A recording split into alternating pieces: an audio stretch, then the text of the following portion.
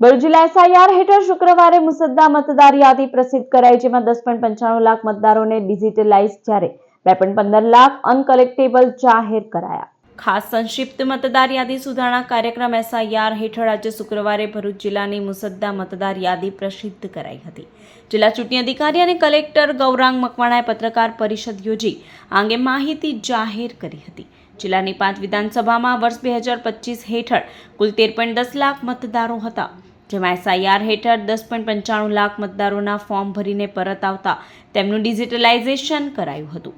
એક બૂથ ઉપર 1200થી વધુ મતદાર ન રહે તે માટે અગાઉના 1342 મતદાન મથકોની સંખ્યા વધારી 1493 કરાઈ છે। એસઆઈઆરની કામગીરી હેઠળ જિલ્લામાં 2.15 લાખ ફોર્મ ભરાઈને પરત આવ્યા નથી।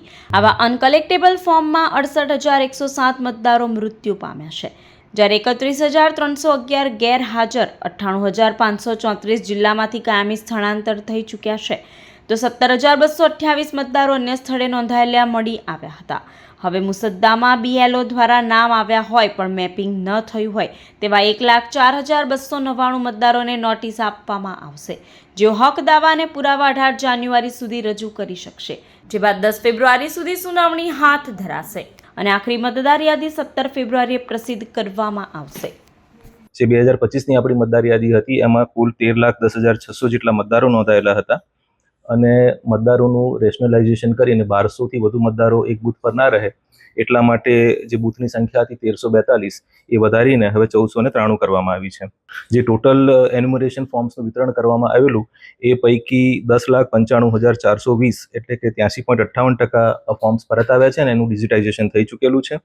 અને આ સમગ્ર પ્રક્રિયા દરમિયાન 2,15,180 મતદારો એટલે કે 16.42% મતદારો એવા છે કે જેમના ફોર્મ્સ અનકલેક્ટેબલ રહ્યા છે અને એની અનકલેક્ટેબલ તરીકે એને માર્ક કરવામાં આવ્યા છે।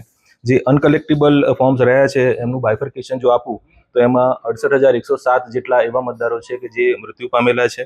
જે મતદારો ગેરહાજર રહ્યા હોય એવા છે 31,311, કાયમી સ્થળાંતર થયેલા મતદારો જે છે એ 98,534 છે અને જે મતદારો અન્ય સ્થળે નોંધાયેલા હોય અથવા તો જેના ફોર્મ પરત ન આવ્યા હોય એવા મતદારોની સંખ્યા છે 17,228।